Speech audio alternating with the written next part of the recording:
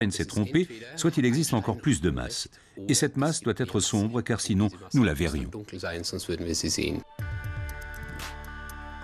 Plus la masse est importante, plus sa gravitation est élevée. Einstein a découvert que la masse, le temps et l'espace étaient liés. Au voisinage de masses importantes, la gravitation est si puissante qu'elle influence le temps. Celui-ci s'allonge. Nous avons l'impression qu'il s'écoule plus lentement. Et comme le temps, la masse et l'espace sont liés, la gravitation courbe l'espace.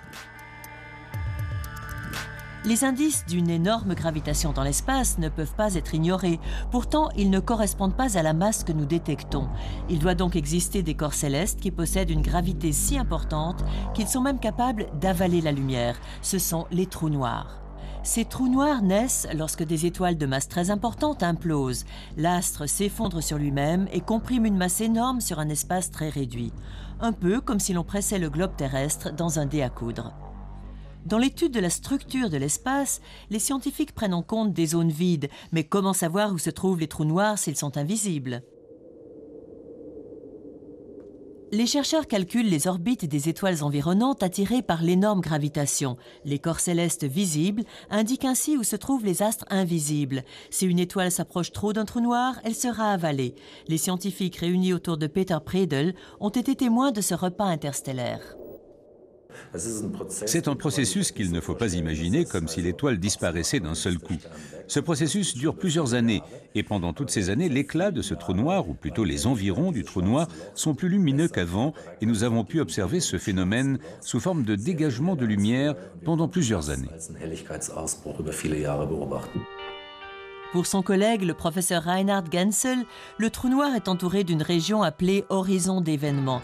Si un objet franchit cette limite, le trou noir absorbe cette matière. Sa masse augmente ainsi de plus en plus. La structure de notre univers se modifie en permanence, car ces masses invisibles sont partout. Actuellement, nous observons des trous noirs massifs dans chaque galaxie, même dans la nôtre, ainsi que le fait que ces trous noirs massifs sont apparus pratiquement au même moment que les galaxies et qu'ils étaient déjà massifs à l'époque. Les chercheurs peuvent démontrer que chaque grande galaxie abrite un trou noir en son centre. Ces corps célestes, à masse très élevée, naissent apparemment avec les systèmes solaires et ils grandissent aussi en même temps qu'eux. Plus le trou noir grandit, plus la galaxie grandit. Cette symbiose pourrait répondre à de nombreuses interrogations scientifiques.